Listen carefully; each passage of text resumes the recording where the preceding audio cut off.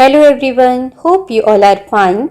Today we are going to solve a sample paper of class 5 TWAU of half yearly examination 2025-26.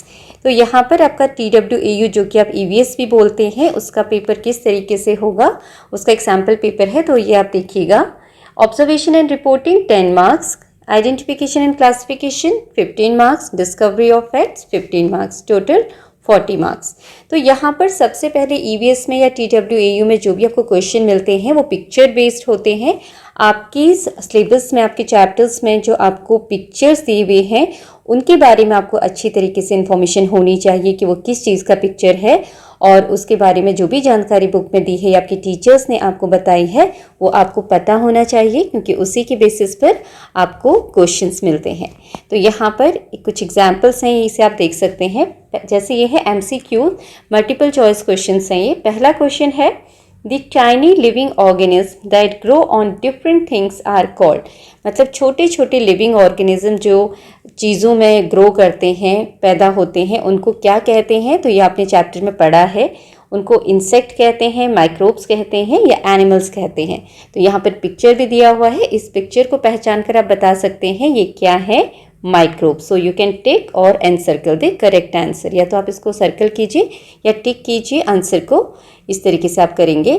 Then second is, this is the main source of water on earth. Okay, तो earth में, धरती पर जो main source है पानी का वो क्या है?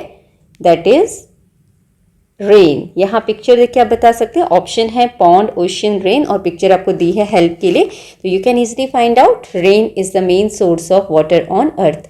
मतलब धरती में जितना भी पानी आता है, चाहे वो तालाबों में हो, समंदर में हो, नदियों में हो, या फिर झीलों में हो, या अंडरग्राउंड वाटर हो, वो सब कहाँ से आता है? बारिश से। तो बारिश का जो पानी है वो मेन सोर्स है, मुख्य स्रोत है धरती पर जो भी पानी है उसका। ठीक है। Then this is a very important picture, ये आपने बुक में भी देखा है। It is one of the largest salt producing area in India. तो यहाँ पर ये सॉल्ट प्रोड्यूस हो रहा है इस पिक्चर में। ठीक है, तो आपने बुक में पढ़ा है वो कौन सा स्टेट है जहाँ पर सबसे ज़्यादा सॉल्ट प्रोड्यूस किया जाता है, नमक बनाया जाता है हमारी कंट्री में? वो महाराष्ट्र है, असम है या गुजरात है? The correct answer is Gujarat. Okay, then next, this is the device which is use to see the microbes. जब हमने माइक्रोब्स के बारे में पढ़ा था तो वहाँ पर एक डिवाइस के बारे में बताया गया था जो कि इस्तेमाल होता है माइक्रोब्स को देखने के लिए। तो ये जो डिवाइस है इसको क्या कहते हैं जो माइक्रोब्स को देखने के काम आता है? टेलीस्कोप, माइक्रोस्कोप या स्टेथोस्कोप? तो this is the correct answer, microscope. Microscope.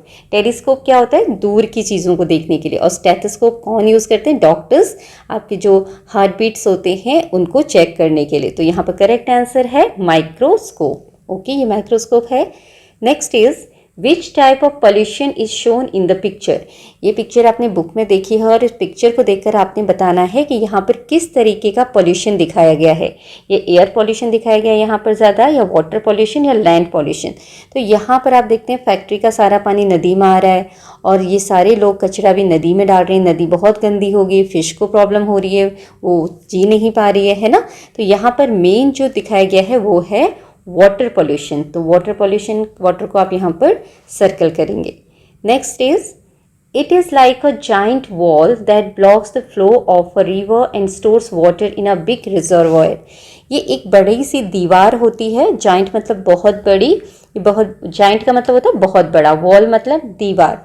तो बहुत बड़ी दीवार होती है जो ब्लॉक करती है। ब्लॉक मतलब रोकती है किसको?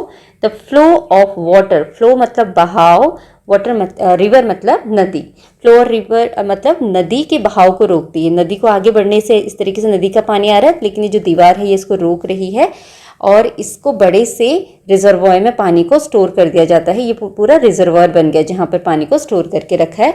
तो इस दीवार को क्या कहते हैं? रिवर, पूल या डैम?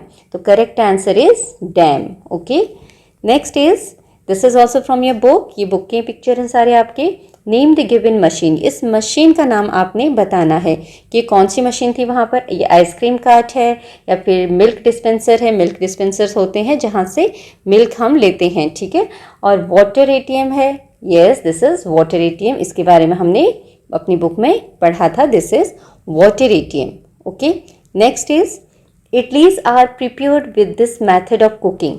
ये मेथड ऑफ कुकिंग यहाँ पे दिखा रहे हैं, तो इससे इडली बनती है। तो कौन से तरीके से इडली बनती है, बॉइलिंग से, स्टीमिंग से या बेकिंग से? तो यहाँ पर करेक्ट आंसर क्या है, steaming. Steaming is the correct answer, so you have to circle steaming. Okay, बाकी दो गलत हैं। तो इस तरीके से आपने पिक्चर्स को पहचानना है। Then this is which of these will help in ground water recharge. तीन तरीके बताए हैं जिससे ग्राउंड वाटर रिचार्ज होगा, मतलब तीन सिचुएशंस हैं कहाँ पर ग्राउंड वाटर रिचार्ज अच्छे से हो पाएगा। मतलब अगर बारिश होती है, उसका पानी ग्राउंड के अंदर जा पाए और नीचे ग्राउंड लेवल जो है वाटर का वो बढ़े, ग्राउंड के नीचे जो पानी है वो बढ़ेगा। वो किस कंडीशन में बढ़ेगा, अगर कंक्रीट रोड है उसके ऊपर पानी गिरेगा तो बढ़ेगा, या ग्रीन लॉन है वहाँ पर पानी गिरेगा बारिश का तो बढ़ेगा, या फिर पेव्ड एरिया जहाँ पर पत्थर लगाकर एरिया को बनाया गया है वहाँ पर बढ़ेगा। तो ये कौन सी कंडीशन, जहाँ पर पानी गिरेगा तो धरती के नीचे जा पाएगा, जहाँ पर ना तो कंक्रीट वाली रोड हो ना पेव्ड एरिया हो, जहाँ पर खाली मिट्टी का ग्रीन लॉन हो, घास लगी हुई हो, वहाँ पर आराम से जो है ग्राउंड वाटर रिचार्ज हो पाएगा। So this is the correct picture, green lawn, and here you have to encircle green lawn. Okay, the next is a huge slow moving river of ice formed from snow over many years is called. यहाँ पर बोला गया है एक huge मतलब बहुत बड़ा, slow moving river, धीरे धीरे चलती हुई नदी जो कि बहुत बड़ी है और किसकी बनी हुई है, ऑफ आइस, बर्फ की बनी हुई है नदी, फॉर्म्ड फ्रॉम स्नो। ओके, बर्फ की बनी हुई है, रिवर ऑफ आइस, आइस की नदी है और इस स्नो से बनी हुई है, ओवर मैनी ईयर्स, और बहुत सालों की तक ये बनती रही है और तब जाके धीरे धीरे धीरे बहती रहती है। इसको हम क्या बोलते हैं, स्ट्रीम, कैनाल या glacier. This is the correct answer, this is glacier. Okay, तो इस तरीके से आपको और भी पिक्चर्स आ सकते हैं जो आपकी बुक में दिए गए हैं, उससे रिलेटेड क्वेश्चंस पूछे जा सकते हैं। यहाँ पिक्चर फॉर्म में दिया है, हो सकता है आपको कुछ और फॉर्म में दे दें। ठीक है, पिक्चर मोस्टली पिक्चर फॉर्म में दिया जाता है, बट यू शुड नो कि क्या करेक्ट आंसर है। वो आप तभी कर पाएंगे जब आप पिक्चर्स को अच्छे से पहचानते होंगे। तो check each and every picture properly. Okay, next is identification and classification. This part is of 15 marks. पहले very short answer type questions होते हैं, आपके छोटे छोटे आंसर्स आपने लिखने होते हैं। तो यहाँ फिलअप की फॉर्म में है। मोस्ट, पहला है most of the earth surface is covered with. ज़्यादा जो धरती का हिस्सा है, धरती का जो सरफेस है, ऊपर सतह है, ज़्यादा जो सतह है वो किससे ढकी हुई है, डैश वाटर। अब यहाँ पर कैसा वाटर, सॉल्टी या फ्रेश। धरती की जो सतह है वो किस तरीके के पानी से ज़्यादा ढकी हुई है, सॉल्टी वाटर, नमकीन पानी, खारा पानी ज़्यादा है धरती पर जो कि समंदर में है। ठीक है, तो आप यहाँ पर लिखेंगे salty. Next is the dash programme is helping to clean the river Ganga. कौन सा प्रोग्राम गंगा नदी को साफ करने के लिए चलाया गया है, वो मदद कर रहा है गंगा नदी को साफ करने में, दैट इज नमामि गंगे। तो आप यहाँ पर लिखेंगे Namami Gange. Okay, this is the correct answer, Gange. Then Godavari river is also known as. Godavari नदी को किस नाम से जाना जाता है, डैश गंगा। तो पश्चिम गंगा या दक्षिण गंगा, दक्षिण Ganga is the correct answer. अगर आपने बुक को ध्यान से पढ़ा होगा तो ये वहाँ पर दिया हुआ है, गोदावरी रिवर इज कॉल्ड दक्षिण Ganga. Dash is the solid form of water. Water का सॉलिड फॉर्म क्या है, पानी को अगर हम जमा देंगे तो सॉलिड जो बनेगा उसको क्या बोलेंगे, स्टीम बोलेंगे या आइस बोलेंगे। स्टीम तो भाप होती है, वो सॉलिड नहीं है, ठोस नहीं है।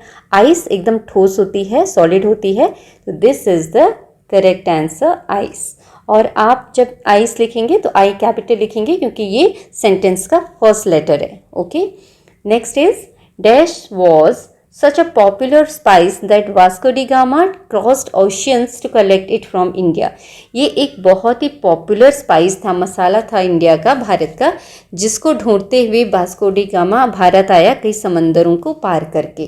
तो ऐसा कौन सा मसाला था जिसे पानी के लिए भारत से इकट्ठा करने के लिए वास्को डी गामा आया था, दैट वॉज ब्लैक पेपर, काली मिर्च। Okay, this is given in your book, black pepper. इस तरीके से आप इसे लिखेंगे। Next is short answers. Write the names of 4 rivers that flow into the Bay of Bengal.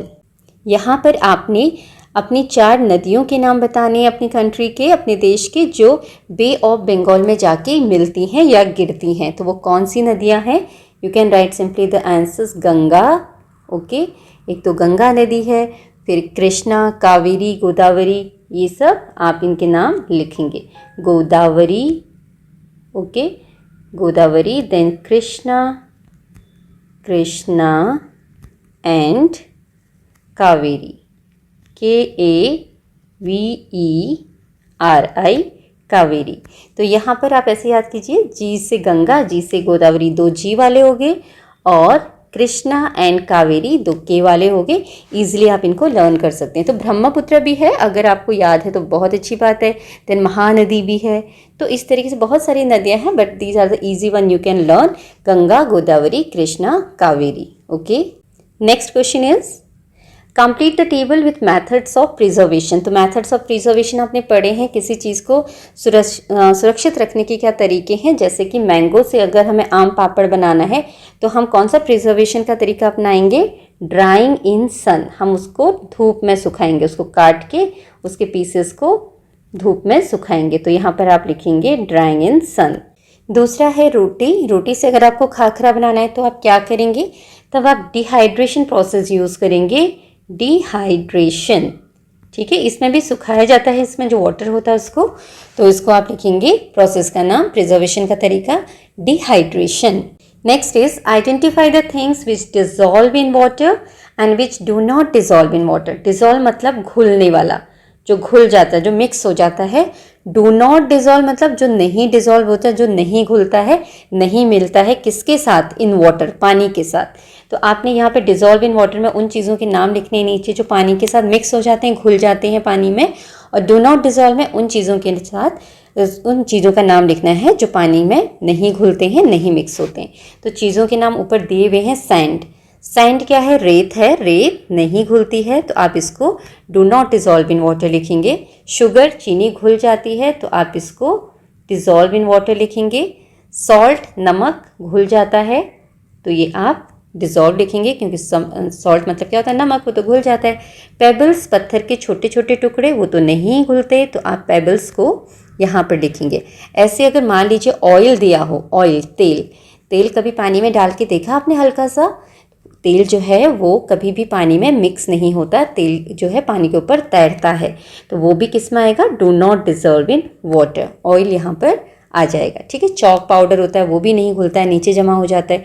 तो आपको चीज़ों के नाम पता होने चाहिए, एटलीस्ट जो आपकी बुक में दिए हैं, आपको पढ़ाए गए हैं कि कौन से घुलते हैं, कौन से नहीं घुलते हैं। और ये कुछ आपकी डेली में जो आप चीज़ें देखते हो, कॉमन सेंस है कि आप देखते होंगे कि घुलती है नहीं घुलती, उस बेसिस पर भी आप बता सकते हो। जैसे अगर आपको लेमन जूस दे दिया जाए, लेमन जूस, नींबू का जो रस होता है, लेमन जूस आसानी से घुल जाता है, तो वो फिर आप उसको डिजॉल्व में लिखेंगे। Okay, then long answer type, write any 4 ways by which you can save water by doing small things every day। तो ये आप लोगों से पूछा है, बच्चों से, कि आप ऐसा क्या कर सकते हो एवरीडे, रोज, जिससे कि हम पानी को बचा सकें। ठीक है, आप पानी तरीके बताने हैं कि आप पानी को कैसे बचा सकते हैं। तो यहाँ पर आप लिख सकते हैं, अपने पॉइंट्स अपनी बुक में पढ़े होंगे। First you can write use water efficiently, do not waste it. पहले आप लिखेंगे use water efficiently, okay, do not waste it, मतलब पानी को हमें बहुत एफिशिएंटली यूज़ करना है, मतलब ध्यान से अच्छे तरीके से यूज़ करना है कि जितनी जिस चीज़ के लिए ज़रूरत है उतना ही यूज़ करना है। हमें समझ होनी चाहिए कि पानी को किस चीज़ के लिए कितना यूज़ करना है। ठीक है, जहाँ 1 मग से काम चल जाए वहाँ आपने 10 मग पानी बर्बाद नहीं करना है। तो इस तरीके से उसको एफिशिएंटली यूज़ करना, उसको बर्बाद नहीं करना है। सेकेंड आप बता सकते हैं यहाँ पर use buckets in place of shower for bathing, मतलब जब नहाते हो आप, शॉवर लेने की जगह, शॉवर से नहाने की जगह आप बकेट्स यूज़ कर सकते हो, क्योंकि जो शॉवर हम लेते हैं उसमें पता नहीं चलता कितना पानी वेस्ट हो गया। तो यहाँ पर आप लिखेंगे use buckets in place of shower. In place of मतलब उसकी जगह, शॉवर की जगह, इन place of shower for bathing. Bathing मतलब नहाना, नहाने का जो प्रोसेस है, दैट इज कॉल्ड बेदिंग। नहाने को बेदिंग बोला जाता है। तो इस तरीके से आप लिखेंगे use buckets in place of shower for bathing. नहाने के लिए हमें बकेट्स का यूज़ करना चाहिए।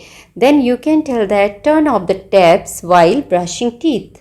जब आप दांत साफ करते हो तब अपने जो नल है उसको बंद करके रखना है पहले, और जब आपको वॉश करना है तभी आपने उसको ऑन करना है। तो आप लिखेंगे turn off the taps while brushing your teeth. जब आप दांत साफ करते हो तो नल को उसमें बंद करके रखना है जब ब्रश कर रहे हो। और उसके बाद आप यहाँ पर और बता सकते हैं, आप क्या कर सकते हैं, रिपेयर कर सकते हैं या फिक्स कर सकते हैं leaking taps with the help of adults. अगर कहीं से नल ख़राब है, पानी टपक रहा है तो आप उसको फिक्स करेंगे। तो और वो आप कैसे करेंगे, बड़ों की मदद से। तो आप लिखेंगे fix the leaking taps with the help of adults, with the help of adults, okay, ADULTS। इस तरीके से आप बताएंगे इसमें आंसर। ये आपका 4 मार्क्स का आंसर रहता है, इसलिए थोड़ा सा बड़ा होता है, तो उसको ध्यान से कीजिएगा। Next is discovery of facts. पहले शॉर्ट आंसर्स हैं, आंसर इन 1 वर्ड और 1 सेंटेंस। इसमें 1 मार्क्स के आपको 5 क्वेश्चंस मिलते हैं। तो आपको जिस तरीके से बोला जाए उस तरीके से आप आंसर दीजिएगा। यहाँ पर आपने 1 वर्ड या फिर 1 सेंटेंस में आंसर देना है। पहला है name any one natural source of fresh water. मतलब हमें फ्रेश वाटर का नेचुरल सोर्स का नाम बताना है। बहुत सारे सोर्सेज हैं फ्रेश वाटर के जो नेचुरल हैं, तो उनमें से किसी भी चीज़ का नाम बता सकते हैं जहाँ से हमें फ्रेश पानी मिलता है। तो यहाँ पर हम लिख सकते हैं रिवर, नदियों से हमें फ्रेश पानी मिलता है और नेचुरल सोर्स है। यहाँ पर आप और लेक लिख सकते हो, पॉन्ड लिख सकते हैं, बट यहाँ पर आप ओशियंस नहीं लिख सकते हैं, क्योंकि ओशियन या फिर सी में क्या होता है, सॉल्टी वाटर होता है, फ्रेश वाटर नहीं होता है। ठीक है, वो आप नहीं लिखेंगे। Next is what is the use of canines. जो कैनाइन टीथ है उनका क्या यूज़ है, canines are use to tear the food. तो आप यहाँ पर लिखेंगे 1 सेंटेंस में आप लिख सकते हैं canines are used to tear the food. Food को टीयर करने में, फाड़ने में मदद करता है, tear the food. Okay, then what we call the rivers that flow throughout the year. वो नदियाँ जो पूरे साल बहती हैं उनको हम क्या बोलते हैं, पेरिनियल रिवर्स। तो 1 वर्ड में आप लिख सकते हो PERENNIAL, perennial rivers. Okay, then next name the teeth that help us to grind the food. कौन से टीथ होते हैं जो फूड को ग्राइंड करने में हमारी मदद करते हैं, they are molars. Molars help us to grind the food. Then you can write here S. Then what does the circular movement of water in nature called? प्रकृति में पानी का जो सर्कुलर मूवमेंट होता है, जैसे धरती से पानी आसमान में जाता है, आसमान से बारिश के रूप में बरस के नीचे आता है, तो उसको क्या कहते हैं, इस मूवमेंट को, that is called water cycle. ये आपने क्लास में पढ़ा होगा वाटर साइकिल वर्ड, और इसके बारे में आपके टीचर ने आपको बताया होगा क्या होता है वाटर साइकिल। तो this is the answer, the circular movement, जो गोल गोल पानी का घूमना है। गोल गोल कैसे, धरती से ऊपर आसमान में जाना, आसमान से वापस धरती पर आना बारिश के रूप में। और ये आसमान में कैसे जाता है, पानी जब इवेपोरेट होता है सन की गर्मी से, भाप बन के आसमान में जाता है, आसमान से ठंडा होकर वो नीचे धरती पर गिरता है बारिश के रूप में, फिर वापस जाता है आसमान में भाप बन के। तो ये जो गोल चक्र है, सर्कुलर मूवमेंट है, इसको क्या बोलते हैं, वाटर साइकिल। ओके, तो इस तरीके से आपके 1 मार्क्स के क्वेश्चन हो सकते हैं। और यहाँ पर टीथ के बारे में जैसे दिया, आपको सारे टीथ के नाम पता होने चाहिए और उनका फंक्शन पता होने चाहिए, क्या काम करते हैं और कौन से टीथ कितने होते हैं, ये आपको पता होना चाहिए। तो टीथ के बारे में अच्छे से आप स्टडी कर लीजिएगा जो भी आपको दिया गया है। Next is how you can maintain oral hygiene. मतलब आप ओरल से मतलब क्या है, मुंह से रिलेटेड, जो आपका माउथ है उससे रिलेटेड चीज़ों को हम ओरल बोलते हैं। अपना ओरल हाइजीन आप कैसे मेंटेन करोगे, मुंह की सफाई कैसे रखोगे। तो पहली चीज़, wash your mouth after eating anything.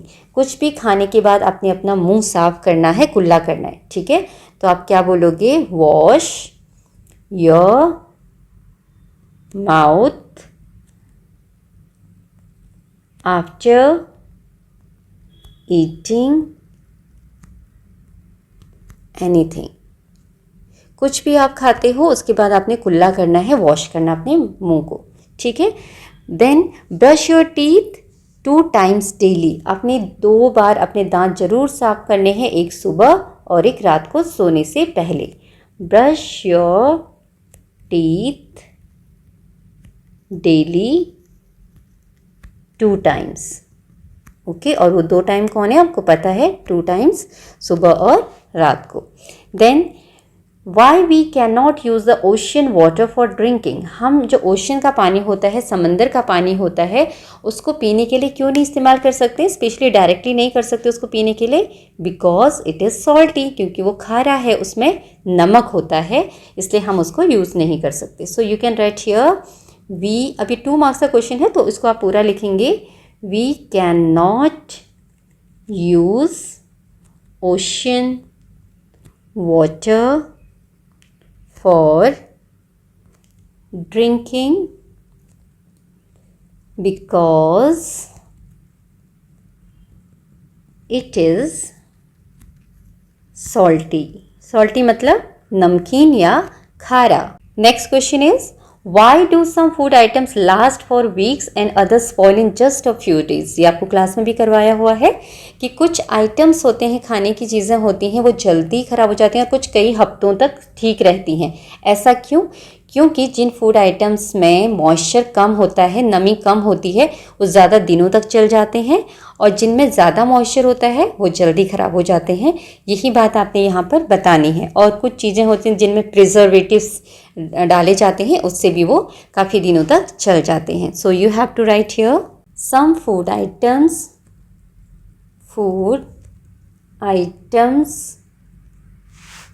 Last for weeks because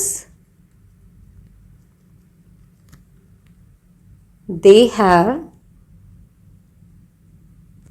low moisture and added preservatives।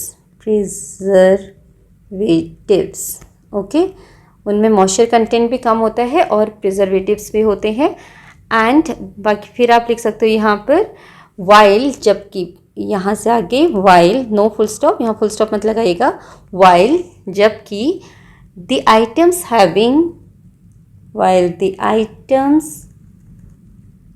Having high moisture, वो आइटम जिसमें बहुत ज़्यादा मॉइस्चर होता है, spoils in a few days. Moisture spoils मतलब ख़राब हो जाते हैं इन ए फ्यू डेज। ओके, कुछ दिनों में ख़राब हो जाते हैं। और यहाँ पर आप ये चीज़ ऐड कर सकते हैं, इससे क्या होता है, मॉइस्चर कम होने से और प्रिजर्वेटिव्स ऐड करने से जो माइक्रोबियल ग्रोथ है वो रुक जाता है। तो यहाँ पर आप लिख सकते हैं एडिड प्रिजर्वेटिव्स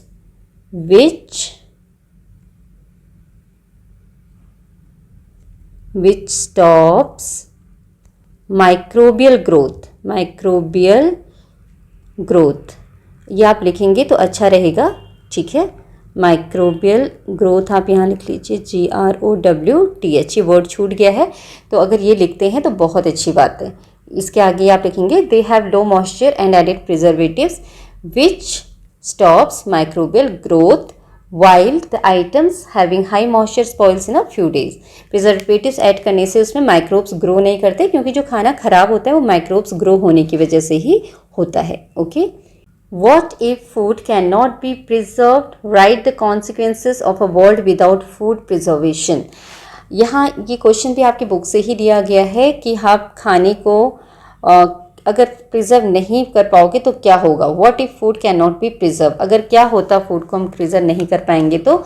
दूसरा, अगर फूड को हम प्रिजर्व नहीं कर पाएंगे तो उस पर वर्ल्ड पर उसका क्या असर होगा, दुनिया में क्या प्रभाव पड़ेगा, इसके बारे में आपने लिखना है। तो ये आपका 4 मार्क्स का क्वेश्चन है, तो आप इसको थोड़ा सा डिटेल में लिखेंगे।